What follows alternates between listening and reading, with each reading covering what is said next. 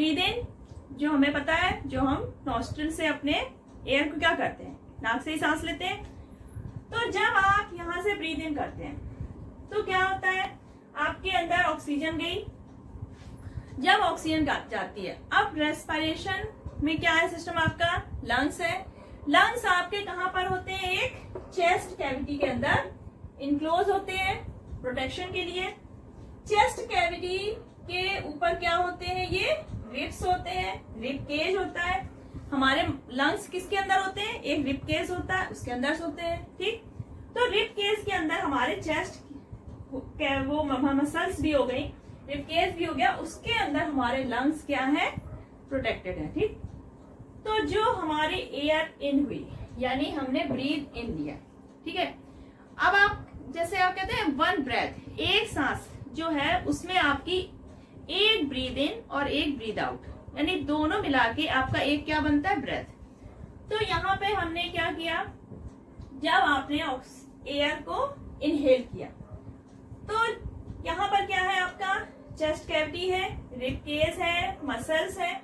ये आपकी रही रिब केस, पूरा जो बना है कंप्लीट क्या है, रिब केस। ये पर्टिकुलर क्या हो गई आपकी रिब्स, 12 पेयर्स रिब्स होती हैं, सभी को पता है। अब जब हमारी एयर अंदर गई तो क्या होता है, ये जो चेस्ट कैविटी है, ये जो मसल्स हैं, इनमें क्या होगा, जो रिब केस है, मसल्स है, ये जो मसल्स है इसमें क्या होगा, कॉन्ट्रैक्शन होगा। कॉन्ट्रैक्शन होगा तो ये पहले तो पूरा ऊपर की ओर उठेगा, क्या उठेगा, थोड़ा सा अपवर्ड, ठीक, और थोड़ा सा बाहर की तरफ आउटवर्ड। जब आपने एयर को इनहेल किया तो आपकी चेस्ट कैविटी क्या होगी, थोड़ा सा ऊपर को उठेगी और थोड़ा सा बाहर की तरफ। और जो आपका डायाफ्राम है, ये डायाफ्राम जो कि आपके ये लंग्स है, इस पोर्शन को स्टमक जो नीचे का पोर्शन उससे क्या करता है, सेपरेट करता है। तो डायाफ्राम भी कहाँ गया, नीचे की तरफ। डायाफ्राम कॉन्ट्रैक्ट हुआ और नीचे की तरफ गया। जो आपकी चेस्ट कैविटी है ये आउटवर्ड हुई और थोड़ा अपवर्ड हुई। इससे क्या हुआ, जो इसके अंदर स्पेस था क्या हुआ, वो बढ़ गया। अंदर का वॉल्यूम क्या हुआ, हमारे लंग्स का बढ़ गया, क्योंकि चेस्ट कैविटी के कारण क्या हुआ, थोड़ा सा प्रेशर था, लंग्स हमारे दबे हुए थे। जब हमारी एयर गई तो ये पूरा बाहर उठा, थोड़ा ऊपर उठा और डायफ्राम थोड़ा नीचे गया, यानी कि इसके अंदर का वॉल्यूम क्या हो गया, ऐसे बढ़ गया, फूल गया।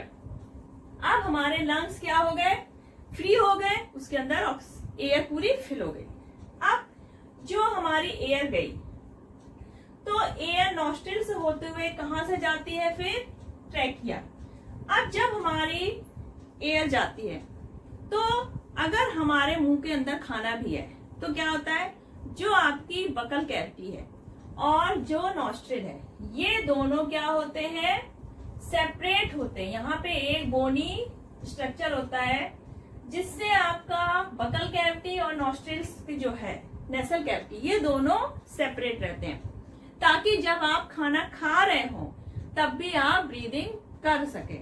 यानी कि अगर आप खाना खा रहे हैं, अब सांस न ले पाए तो दिक्कत होगी, तो मुंह में अगर आपके खाना भी है, आप खाना खा भी रहे हैं, उस टाइम भी आप ब्रीद इन या ब्रीद आउट कर सकते हैं। तो ये एक बोनी पैलेट होता है जो कि दोनों को सेपरेट करता है। ठीक, अब आपकी एयर गई, एयर यहां से गई, फिर क्या होता है, ये एक ट्रैकिया वाला स्ट्रक्चर होता है, पूरा जो पाइप होता है जिसके थ्रू हमारी एयर जा रही, that is called trachea. Trachea अगर उसमें हवा नहीं होती फिर भी वो कोलैप्स नहीं होता। क्यों? क्योंकि उसमें ऐसे सी स्ट्रक्चर के क्या होते हैं, ऐसे रिंग्स बने होते हैं, ठीक, जिसको बोलते हैं कार्टिलेज। ये कार्टिलेज का स्ट्रक्चर होता है जो कि विंड पाइप को चिपकने नहीं देता, कोलैप्स नहीं होता, यानी पूरा वो स्ट्रेट ही रहेगा। तो हमारी एयर क्या गई, अंदर गई, लंग्स में पहुंच गई। अब जब ये पहुंच गया, क्या हुआ हमारा, ये अपवर्ड हुआ, मसल्स में कॉन्ट्रैक्शन हुआ, और ये जो आपका रिब केस है पूरा, ये क्या हुआ, बाहर की तरफ आया, डायफ्राम थोड़ा नीचे की तरफ हुआ, वॉल्यूम बढ़ गया, ब्रीद इन कर लिया आपने। अब क्या हो गया, जो आपकी एयर पहुंची वो ट्रैकिया के होते हुए ब्रोंकियोल, ब्रोंकी और आपके लंग्स में पहुंच गई। अभी आप इतना समझिए, डिटेल में बाद में। लंग्स में पहुंच गई आपकी एयर। अब लंग्स में क्या होता है, ब्लड भी है। ब्लड में क्या होगा, आपकी एयर, ऑक्सीजन जो है एयर से वो किससे पहुंचेगी, ब्लड से। ब्लड आपका सर्कुलेट होगा पूरी बॉडी में और ऑक्सीजन आपकी पूरी बॉडी की सेल्स में पहुंच गया। अब ऑक्सीजन ने क्या किया, आपके फूड का ब्रेक डाउन किया, एनर्जी प्रोड्यूस की। उसके बदले में क्या मिला, 2 बाई प्रोडक्ट बनते हैं। जब फूड का ऑक्सीडेशन होता है तो CO2 और वाटर बनते हैं। CO2 जो आपका वेस्ट मटेरियल है वो ब्लड में वापस आ गया और ब्लड कहाँ आया आपका, फिर से लंग्स में। लंग्स में वापस आया और जब हम ब्रीद आउट करेंगे तो वो CO2 जो हम ब्रीद आउट एयर करेंगे उससे बाहर निकल गया। तो ये तो थी केवल ब्रीदिंग प्रोसेस। ब्रीदिंग प्रोसेस में क्या हुआ, हमने एयर ली जिसमें ऑक्सीजन थी, ब्रीद आउट किया जिसमें कि CO2 थी। तो ये आपने ब्रीदिंग प्रोसेस। अब जब हम ब्रीद आउट करते हैं तब क्या होता है, ये आपका जो ऊपर की उठा था तो ये क्या हो गया, जब ब्रीद आउट होगा तब ये क्या आ जाएगा, ये नीचे की साइड, डाउनवर्ड। जब आप ब्रीद आउट करेंगे तब आपकी जो ये मसल्स है, जो चेस्ट मसल्स है और रिब्स, ये क्या हो जाएंगी, रिलैक्स, और ये डाउनवर्ड आ जाएंगी और इनवर्ड यानी कि अंदर की तरफ। और डायाफ्राम आपका किधर चला जाएगा, ऊपर की तरफ, ऐसे। यानी कि अब आपका यहाँ पे जो वॉल्यूम है वो क्या हो गया, कम हो गया, क्योंकि एयर क्या हो गई, बाहर हो गई। तो ये ब्रीद इन और ब्रीद आउट, जब एक ब्रीद इन और one breathe out, that is called one breath. ठीक, तो ये तो आपका हो गया ब्रीदिंग प्रोसेस। अब आता है हमारा कंप्लीट रेस्पिरेशन प्रोसेस, जिसमें आपके लंग्स का पूरा अंदर का स्ट्रक्चर इन्वॉल्व होता है। अब आपका आता है रेस्पिरेटरी सिस्टम इन ह्यूमन। ये आप स्ट्रक्चर देख के समझ गए होंगे ये किसका स्ट्रक्चर है, respiratory system of a human. इसमें लंग्स है, ब्रोंकस है, पैलेट है, नॉस्ट्रिल, ट्रैकिया, ये सारे स्ट्रक्चर हमारे किसके पार्ट है, रेस्पिरेटरी सिस्टम का।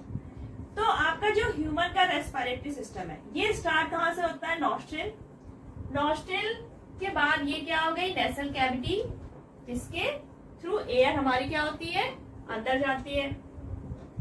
ये आपके लंग्स है, ये आपका डायफ्राम हो गया, ये आपका ट्रैकिया है, ये हो गया ब्रोंकस। अगर आप सिंगुलर लेते हैं एक तो ब्रोंकस, अगर दोनों को collectively then we will call bronchi.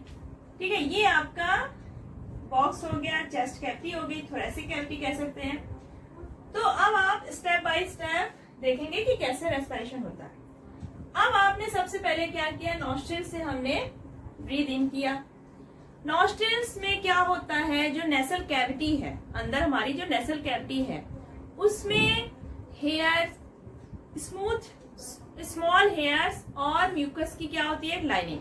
Mucus glands होते हैं जो कि म्यूकस सेक्रेट करते हैं और हेयर्स की लाइनिंग होती है। तो इनका यूज क्या है, अब जब हम बाहर की एयर ब्रीद इन करते हैं तो क्या होते हैं, उसमें डस्ट पार्टिकल्स भी होते हैं और उसका टेम्परेचर हमारी बॉडी टेम्परेचर से क्या होता है, अलग। तो यहाँ पर क्या होता है, पहले तो जो लाइनिंग है म्यूकस की और हेयर्स की, उसमें जो अनवांटेड पार्टिकल्स हैं वो क्या हो जाएंगे, ट्रैप हो जाएंगे। एयर में कोई भी पार्टिकल्स नहीं रहेगा जो हमारे अंदर जा रही है। तो एयर हमारी क्या हो जाती है, डस्ट फ्री हो गई। और जो टेम्परेचर है एयर का वो भी इस रूट में क्या हो गया, हमारी बॉडी टेम्परेचर के हिसाब से एडजस्ट हो जाता है। ठीक, अब हमारी एयर गई अंदर। इसके बाद आता है आपका फेरिंग्स। फेरिंग्स के बाद आएगा आपका यहाँ पे ट्रैकिया। ट्रैकिया के जस्ट ऊपर यहाँ पर होता है लैरिंग्स, that is called voice box, जिससे हमारी आवाज आती है। तो अब ये ट्रैकिया जो है, ट्रैकिया आगे जाके 2 ब्रोंकस में डिवाइड हो जाता है। एक आपका राइट लंग्स में जाएगा और एक लेफ्ट लंग्स में। तो दोनों लंग्स में एक एक ब्रोंकस क्या हो गए, चले गए। अब जो आपके ये ट्रैकिया है तो ये क्या होता है, इसमें सी स्ट्रक्चर के ऐसे हाफ सर्किल, पूरा नहीं क्लोज होता है, ये हाफ सर्किल में होता है। तो ये सी स्ट्रक्चर में क्या होते हैं, रिंग्स लगे होते हैं, कार्टिलेज के बने हुए रिंग्स। इससे क्या होता है, इसको मैकेनिकल सपोर्ट मिलता है और ये हमारा कोलैप्स नहीं होता। ठीक, तो आपकी एयर गई ब्रोंकस से होते हुए, ये जो ब्रोंकस है आगे जाके स्मॉलर एंड देन स्मॉलर बहुत सारी छोटी छोटी ब्रोंकियोल्स में क्या हो जाता है, डिवाइड हो जाता है। अब जब ये डिवाइड होता है तो ये जो ब्रोंकियोल्स का जो सबसे स्मॉलेस्ट पार्ट होता है, एंड पार्ट, वो किसमें चेंज हो जाता है, एल्वियोली, जो कि छोटे छोटे पाउच लाइक स्ट्रक्चर होते हैं, बैलून छोटे छोटे पाउच लाइक, जिसकी जो वो होती है स्किन बहुत ही ज्यादा थिन होती है और बहुत ही ज्यादा ब्लड रिच होता है। यानी इसमें बिल्कुल थिन ब्लड वो होती है कैपिलरीज, जिसमें कि ब्लड फ्लो अच्छा खासा होता है, क्योंकि जो मेन ऑक्सीजन और CO2 का एक्सचेंज होता है वो आपका एल्वियोली में ही होता है। एल्वियोली कलेक्टिवली हम लोग कहते हैं, एक पाउच को एल्वियोलस बोलते हैं। तो मेन आपका गैसेस का एक्सचेंज कहाँ पर होगा, एल्वियोली में। वहां पर उसकी जो स्किन है इतनी थिन होती है, मेम्ब्रेन क्या ज्यादा थिन होती है और बहुत ज्यादा ब्लड रिच होती है। तो ब्लड में ही मेन सप्लाई होती है, ऑक्सीजन और CO2 एक्सचेंज कहाँ से होता है, ब्लड से। अब हमारा जब एल्वियोली में पहुंच गई एयर, अब यहाँ पे क्या है, ब्लड है, ब्लड में CO2 है, वो बाहर आ जाएगा और ऑक्सीजन हमारा ब्लड के अंदर गया। अब ब्लड में क्या होता है, सभी को पता है, एक रेड पिगमेंट होता है, दैट इज कॉल्ड हीमोग्लोबिन। तो हीमोग्लोबिन ने हमारे ऑक्सीजन को लिया और ब्लड से पहुंचा आपके बॉडी के सारे टिश्यूज में, सारे सेल्स में। अब जब हमारी सेल्स में ऑक्सीजन पहुंच गई, अब क्या होगा, ऑक्सीजन हमें क्यों चाहिए, तो भाई फूड जो हमारे बॉडी के सेल्स में है, अब वो ब्रेक डाउन होगा और एनर्जी प्रोड्यूस करेगा। अब उसके बाद एनर्जी जब प्रोड्यूस होता है तो हमारे वेस्ट में क्या बनता है, उसमें रिएक्शन में CO2। तो CO2 क्या हुआ, अब वो वापस ब्लड में आया, क्योंकि वहां पे कंसंट्रेशन CO2 का ज्यादा हो गया सेल में, तो वो आपका वापस ब्लड में आ गया। ब्लड आपका वापस कहाँ आएगा, लंग्स में। और यहाँ पे जो आपने एल्वियोली में जहां पर आपका ऑक्सीजन का एक्सचेंज हुआ था, सेम वहीं पर क्या हुआ, आपका CO2 वापस आ गया एल्वियोली में। अब जब हम ब्रीद आउट करते हैं तब वो CO2 हमारा बाहर रहता है। ब्रीद इन में क्या है, आपको पता है, जो आपकी मसल है, चेस्ट मसल्स है, रिब केज है, इसमें क्या होता है, कॉन्ट्रैक्शन होता है। आपका जो मसल्स है, चेस्ट मसल्स, वो क्या होगी, अपवर्ड होगी, आउटवर्ड होता है मसल्स, और डायफ्राम आपका नीचे आ जाता था, यानी कि वॉल्यूम बढ़ जाता था। जब आप एक्सपेल करेंगे एयर को तो डायफ्राम ऊपर हो जाता है और ये जो चेस्ट कैविटी वो क्या होती है, इनवर्ड्स और डाउनवर्ड, यानी वॉल्यूम कम हो जाता है। अब ये जो डायफ्राम है इसका यूज क्या होता है, ये पहला तो आपका रेस्पिरेशन में जो ब्रीद इन ब्रीद आउट होता है उसमें हेल्प करता है। आपकी जो लंग्स का पार्ट है, चेस्ट पार्ट है, उसको स्टमक वाला पार्ट से क्या करता है, आपको ये सेपरेट करता है। और जो ये चेस्ट कैविटी है, रिब केज है, ये आपके लंग्स के प्रोटेक्शन के लिए यूज होता है। और जो आपका लंग्स है ये 2 लेयर से कवर्ड होता है, दैट इज कॉल्ड प्लूरा। तो ये तो हो गया आपका रेस्पिरेशन प्रोसेस। आई थिंक इसमें कोई प्रॉब्लम नहीं हुई होगी। अच्छा, जो आपका ये एल्वियोली होता है, तो ये स्मॉल पाउचेस में बहुत सारा होता है और इसमें बहुत ज्यादा सरफेस एरिया होता है। इतना ज्यादा सरफेस एरिया होता है, अगर आप पूरे एल्वियोली को ओपन करते हैं तो अबाउट 80 स्क्वायर मीटर का एरिया बनेगा, यानी कि एक टेनिस कोर्ट का स्पेस मान लीजिए आप। तो ये स्पेस, इतना ज्यादा सरफेस एरिया का फायदा क्या है, ताकि जो गैसेस एक्सचेंज होती है उसके लिए क्या हो जाए, ज्यादा से ज्यादा सरफेस मिल जाना। CO2 होता है, वो क्या होता है कि वाटर में ज्यादा सोल्यूबल होता है। तो जब हमारा CO2 ब्लड के थ्रू बाहर आ रहा होता है लंग्स में, तो ये सोल्यूबल फॉर्म में ही आता है। और जो आपका ये लंग्स के अंदर एयर होती है, जब हम ब्रीद इन कर रहे हैं, ब्रीद आउट कर रहे हैं, उस टाइम पर भी पूरी एयर ना तो बाहर जाती है और ना ही पूरी अंदर रहती है। कुछ थोड़ी देर के लिए कुछ ना कुछ एयर का वॉल्यूम वहां पर टेम्पररी बना रहता, मतलब पूरा लंग्स आपका कभी भी खाली नहीं होगा। जो एयर थोड़ा पार्ट उसका बना रहता है that is called residual volume. वो क्यों होता है? ताकि आपकी बॉडी को इतना सफिशिएंट टाइम मिल जाए कि ऑक्सीजन का एक्सचेंज हो जाए और CO2 वापस एक्सचेंज हो जाए। यानी कि लंग्स के अंदर एयर हमारी थोड़ी हमेशा प्रेजेंट रहती है, that is called residual volume. उसमें ऑक्सीजन कितनी है? 21%, CO2 है 0.04% और वाटर वेपर लिटिल अमाउंट में होगा और नाइट्रोजन आपकी 78% है। जब आप जो एयर एक्सपेल करते हैं उसके बाद अगर उस एयर का कॉम्पोजिशन चेक करते हैं तो उसमें देखिए आपकी ऑक्सीजन क्या हुई? 16.4%, यानी कि आपने सबसे ज्यादा क्या यूज किया है? ऑक्सीजन। कार्बन डाइऑक्साइड आपका हो जाता है 4.4, यानी कि काफी अमाउंट में हम CO2 क्या करते हैं? बाहर निकालते हैं। वाटर वेपर भी काफी आता है। नाइट्रोजन हमारा सेम 78% है, यानी कि ऑक्सीजन हमारी यूज हुई, CO2 बाहर निकली। लेकिन जो एयर में आपकी नाइट्रोजन है 78% है, तो वो ना तो यूज हुई बॉडी में, तो जितनी आपने इनहेल की थी उतनी आप उसको क्या करेंगे? एक्सहेल कर देंगे, यानी कि नाइट्रोजन का हमारी बॉडी में कोई यूज नहीं हुआ। अगर आपको ये प्रूफ चाहिए कि जो हम एक्सहेल करते हैं तो उसमें CO2 है, तो इसके लिए एक्सहेल एयर है, उसमें क्या होता है? CO2। इसको प्रूव करने के लिए अगर हम एक्सहेल एयर को पास करते हैं लाइम वाटर में तो उसका कलर कैसा हो जाता है? मिल्की व्हाइट कलर का, क्योंकि हमारा जो लाइम वाटर है वो CO2 के साथ मिल्की कलर देता है, मिल्की व्हाइट कलर का हो जाता है। तो इस एक्सपेरिमेंट से ये प्रूफ हो जाता है कि हमारी जो एक्सहेल एयर है उसमें CO2 होती है। रेट ऑफ ब्रीथिंग, जो हम ब्रीद इन ब्रीद आउट करते हैं उसकी नॉर्मल रेट क्या होती है? एक नॉर्मल एडल्ट में जब वो नॉर्मल कंडीशन में है तब वो 15 to 18 जो ब्रेथ्स होती है पर मिनट कितनी है? 15 to 18, यानी कि अगर हम नॉर्मली बैठे हैं तो हम 1 मिनट में 15 से 15 to 18 टाइम्स क्या करेंगे? सांस लेते हैं। आपका जो ऑक्सीजन कैरी करने का पिगमेंट है जो कि ब्लड में है दैट इज हीमोग्लोबिन। तो वो हीमोग्लोबिन एक नॉर्मल एडल्ट पर्सन में कितना होता है?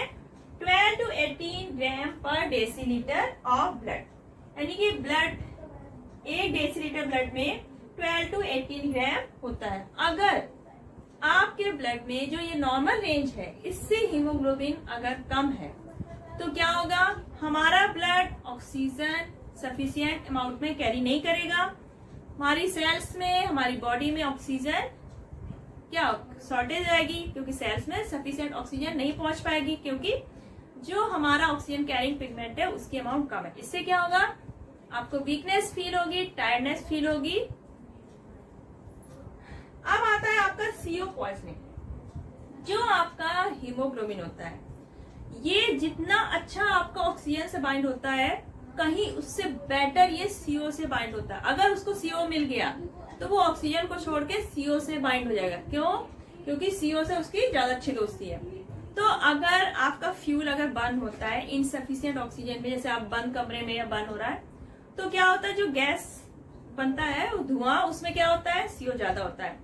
तो क्या होता है? वो CO आप इनहेल करेंगे एयर के थ्रू और वो स्ट्रांगली किससे बाइंड हो जाएगा? हीमोग्लोबिन से। अब वो इतने स्ट्रांगली बाइंड हो जाएगा कि ऑक्सीजन बाइंड हो ही नहीं पाएगा और वो CO क्या हो जाएगा? आपकी पूरी बॉडी में ब्लड के थ्रू फैल जाएगा, ब्रेन में ही पहुंच जाएगा। तो ऑक्सीजन की क्या हो गई? शॉर्टेज हो गई। इससे क्या होता है? आप मतलब बेहोश भी हो सकते हैं और कभी कभी तो पर्सन की डेथ तक हो जाती है, that is called CO poisoning. अगर जैसे कुछ पेशेंट्स होते हैं वो प्रॉपर अगर ब्रीथ नहीं कर पाते हैं तो क्या करते हैं? हॉस्पिटल में देखा होगा ऑक्सीजन मास्क पहना दिया जाता है ताकि उनको ऑक्सीजन सफिशिएंट मिलती रहे, उनको मतलब प्रॉब्लम ना हो ब्रीदिंग में। और जब ज्यादा सीरियस केस रहता है तो आपने देखा पेशेंट को क्या करते हैं? वेंटिलेटर में रखा जाता है। तो वेंटिलेटर में क्या होता है? जो ऑक्सीजन है तो वो जो ट्यूब के थ्रू वो ट्रैकिया तक ऑक्सीजन पहुंचाई जाती है, मतलब वो नाक में मास्क से उसका काम नहीं चलता है, हमें ट्रैकिया तक ऑक्सीजन पहुंचानी पड़ती है ताकि वो प्रॉपर ब्रीदिंग कर सके। तो ये तो हो गया आपका रेस्पिरेशन इन ह्यूमन